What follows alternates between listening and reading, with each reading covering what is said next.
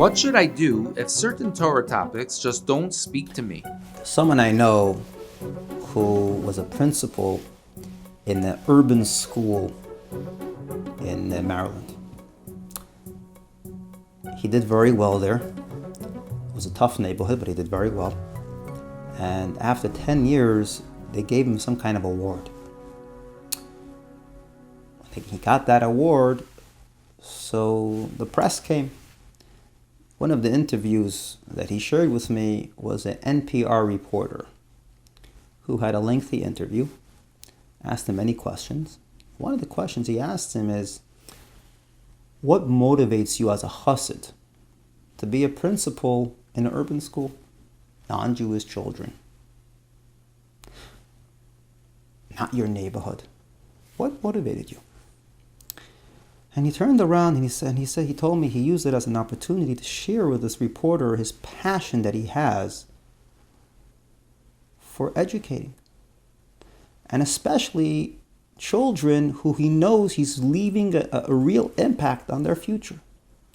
He felt for it. He even shared it. The Rabbi said that the Sheva Mitzvahs B'nai Noach is something that's very important to share. And he said this was his passion. You know, he as an educator, he feels like he's going to sleep knowing he made a difference. These children, he is making a difference in their life. And he really felt that way every time he came home. And he has what to show for that.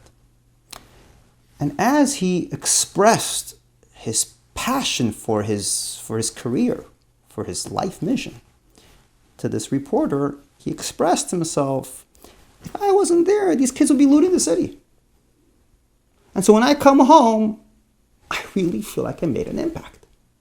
I mean, I go to sleep knowing I made a difference.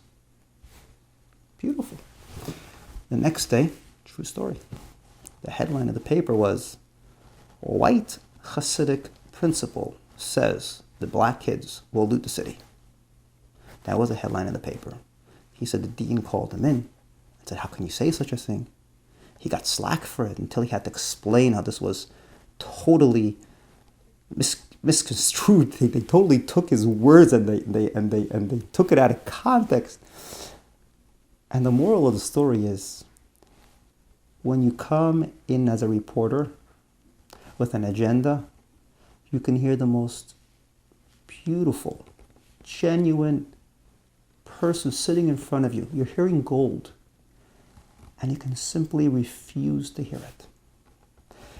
The way we walk in is the way we walk out. When I heard this story, it's such a beautiful way for us to realize in our own life. How many times do I walk in as a reporter? How many times do I block gold from me realizing that it's gold? And so the answer to the question is, we all have to realize that every single one of us are in a certain sense a reporter. And the beauty of life is being able to somehow dust away that reporter attitude. The most beautiful things of life come when we walk in as a clean sheet of paper. Imagine you're a baby taking in information. Just a sponge. We suddenly discover new things. Any innovation in this world would not happen if people would be fixed in a box. You'd be still going in a buggy and a carriage if you didn't have the ability to listen to things that you thought are not possible, that might not fit into the box that you think right now. Walking in with a blank sheet of paper is the healthiest thing we can do. And it's no different with Torah. Of course, we all have reservations to certain halachas and to certain areas in Torah. Yeah, we all have that. That doesn't mean it's not relevant.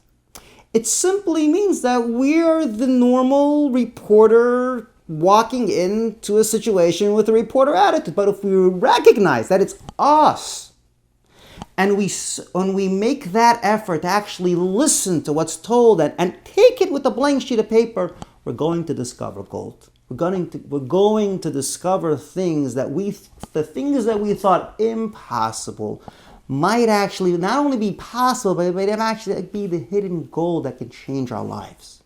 The best things that happen to people come by surprise. And surprise can only happen if we shatter the reporter attitude and walk in like a baby. Suddenly we'll see new things.